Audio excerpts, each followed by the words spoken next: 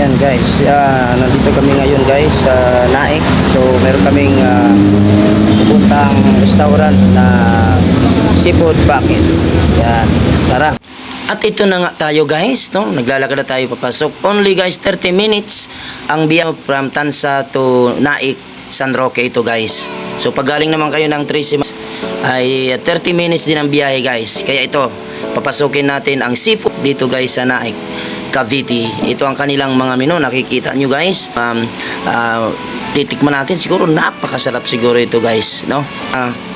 Hindi tayo dito guys magpapatumpik-tumpik at pag bumungin, tamang-tama guys, kami lang ang customer kasi Lunes kata namin. So lunch time 12:30 po kami dito guys nakarating.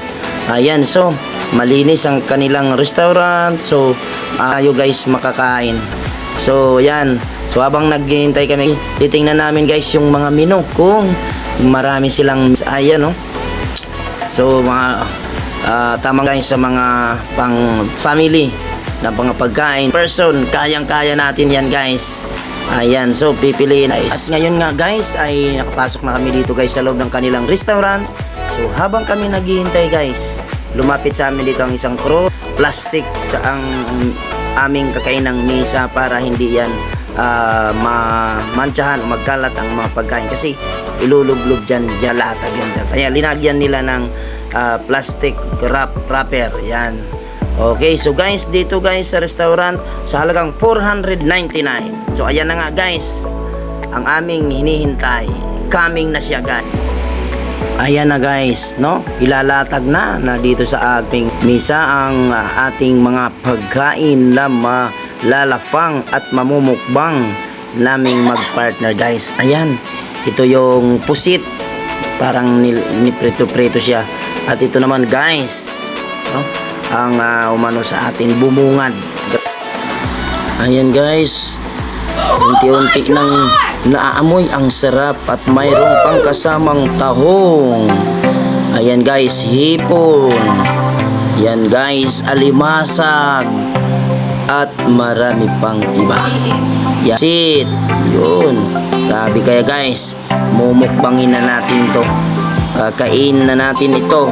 Hindi na tayo magtumpik pa guys. Dito lang yan guys sa Bucket Restaurant ng Naik, Cavite. Kaya kung mayroon time, dito na kayo kumain. Ayan, umpisa na natin guys ang mukbangers. Ayan, so pwede tayo pwede tayong gumamit ng gloves, no? Yan yung maganda dito guys. Tayo pwede magugas lang tayo ng kamay, at ang hindi naman pwede mag-gloves. Sige lang. Ito na yan guys, no? Umpisa natin ang pagmukbangers sa halagang 99 pesos. Good for 2 to 3 persons guys.